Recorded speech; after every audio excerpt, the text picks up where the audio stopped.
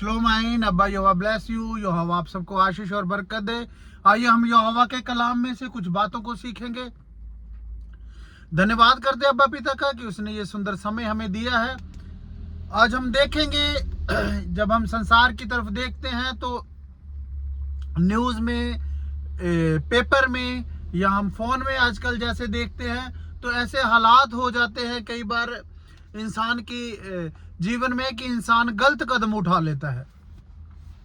कई बार किसी बच्चे के पेपर सही नहीं हुए, एग्जाम सही नहीं हुए, तो वो गलत कदम उठा लेता है, सुसाइड कर लेता है। कई बार पत्नी धोखा दे देती है, पति गलत कदम उठा लेता है। कई बार माँ बाप बच्चों से दुखी होते हैं, माँ बाप गलत कदम उठा लेते हैं। ऐसी ही परेशानियां कई बार इंसान के जीवन में आ जाती हैं कि इंसान गलत कदम उठा लेता है, गलत फैसला ले लेता है और सुसाइड कर लेता है, अपने जीवन को खत्म कर लेता है। लेकिन यहोवा हमारे जीवन में क्या चाहता है, हम यहोवा के कलाम में से देखेंगे और सीखेंगे कि यहोवा ने हमारे लिए क्या योजना बनाई है। हम इंसान हैं, ठीक है, घबरा जाते हैं, लेकिन उस टाइम हमने गलत फैसला नहीं लेना, यहोवा की शरण में जाना है। यहोवा के जब पास जाएंगे तो यहोवा हमारे लिए एक नया मार्ग और नया रास्ता निकालेगा। हम देखेंगे कलाम में से कुछ ऐसे भविष्यवक्ता भी थे जिनके साथ ऐसी परेशानियां आई, उनके ऊपर ऐसी परिस्थितियां आई कि उन्होंने भी गलत फैसला लेना चाहा, कि उन्होंने लिया भी। आज हम देखेंगे पहला राजा 19 उसका 4। जब हम यहाँ पे पढ़ते हैं तो जो एलिया है, एलिया यहोवा से कहता है, हे यहोवा, बस अब मेरा प्राण ले ले। यहोवा को एलिया कहता है कि यहोवा मेरा प्राण ले ले। जो भविष्यवक्ता है, जो यहोवा से बात करता है, ऐसा क्या उसके जीवन में हुआ कि वो इतना दुखी हो गया। जब हम इसकी स्टोरी को जब हम पढ़ते हैं तो जो अहाब राजा उस टाइम का होता है, उसकी जो पत्नी इजेबल थी, उसने एक ऐसा उद्देश्य दे देती है कि एलिया को मारने की धमकी दे देती है। वो कहती है कि एलिया, मैं तुझे मार दूंगी। उस टाइम उनकी सरकार होती है, तो जो एलिया है वो डर जाता है कि वो मुझे मार देंगे। वो यहोवा को ये दुहाई अपनी सुनाता है, पेड़ के नीचे बैठ के ये दुहाई अपनी सुनाता है कि यहोवा तू मेरे प्राण ले ले। लेकिन यहोवा उसको कहता है कि तुझे अभी लंबी यात्रा करनी है। जब हम इसी वचन को 19:4 जो मैं पढ़ा है, जब आप आगे पढ़ेंगे तो इसमें पूरी स्टोरी लिखी है। यहोवा उसे कहता है कि तुम्हें लंबी यात्रा करनी है। यहोवा ने उसके लिए योजना बना रखी है और वो घबरा रहा है। यहां तक कि जब वो ऐसी परेशानी में था तो स्वर्गदूत उसके लिए खाना लेके आ रहे हैं। जिस बंदे के लिए स्वर्गदूत खाना लेके आ रहे हैं, उसको घबराने की क्या जरूरत। ऐसी ही परिस्थितियां, कई बार परेशानियां हो जाती हैं जीवन में कि आदमी घबरा जाता है। वो भूल जाता है कि हमारे ऊपर जिसका हाथ है वो कोई छोटा हाथ नहीं है। लेकिन यहोवा ने हमारे लिए पहले से ही योजना तैयार की हुई है। हम देखेंगे कि यहोवा ने कहा हमारे लिए जो योजना तैयार की हुई है। यहोवा वो कह रहा है कि मेरे प्राण ले ले, मैं मर जाऊंगा। लेकिन यहोवा उसे कह रहा है कि तूने लंबी यात्रा करनी है, तू आगे बढ़। हम देखेंगे कि यहोवा की योजना कहां पे यहोवा ने हमारे लिए योजना बना रखी है। जब हम यिर्मयाह 29 उसका 11 देखेंगे, क्योंकि यहोवा की ये वाणी है कि जो कल्पनाएं तुम्हारे बारे में करता हूं उन्हें मैं जानता हूं, वह हानि की नहीं वरन कुशल की है। यहोवा कहता है कि अगर मैंने तेरे लिए जो योजना बना रखी है, जो कल्पना मैं तुम्हारे लिए करता हूं, वो हानि की नहीं है, वो लाभ की है, तुम्हारे लिए कुशल की है। लेकिन हम इंसान है, फिर घबरा जाते हैं, डर जाते हैं। लेकिन ये जो कलाम है ये हमें तसल्ली देता है, शुरू से ही तसल्ली देता आया है। यहोवा का धन्यवाद करते हैं। यहोवा ने हमारे लिए योजना बनाई हुई है। कब से बनाई है? जब हम यिर्मयाह 1 उसका 5 पढ़ेंगे, वहां लिखा है, गर्भ में रचने से पहले मैंने तुझ पर चित्त लगाया है और उत्पन्न होने से पहले ही मैंने तुझे अभिषेक किया है। धन्यवाद करते हैं अब्बा पिता का। यहोवा कहता है कि गर्भ में रचने से पहले ही मैंने तुझ पे चित्त लगाया है और तेरा अभिषेक किया है। वो तो जब हम अपनी माँ के पेट में थे तब से वो हमें, उसने हमारे लिए योजना तैयार की हुई है और हमारे लिए कितना टाइम हमने क्या करना है, यहोवा ने सारी योजना बनाई हुई है।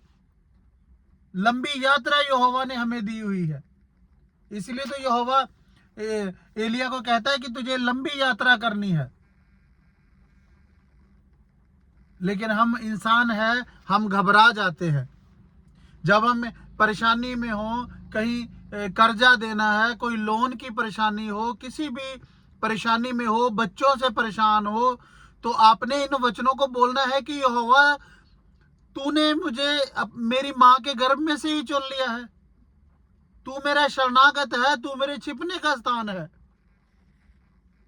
यहोवा कभी नहीं छोड़ता। जब हम एलिया को देखते हैं तो स्वर्गदूत उसके लिए खाना लेके आ रहे हैं। यहोवा उसको बोलता है कि तू वहां जाके छुप, वहां जाके रह। तो उसको घबराने की क्या जरूरत थी? ये वचन हमें तसल्ली देते हैं। जब आपके ऊपर परेशानी हो, इन वचनों को पढ़े। यहोवा के कलाम में लिखा है ना कि जब तू आग में होकर जाएगा तो आग तुझे नहीं जलाएगी। इसका मतलब यहोवा को पता था कि जो वचन पे चलेंगे उनको आग में से होके जाना पड़ेगा।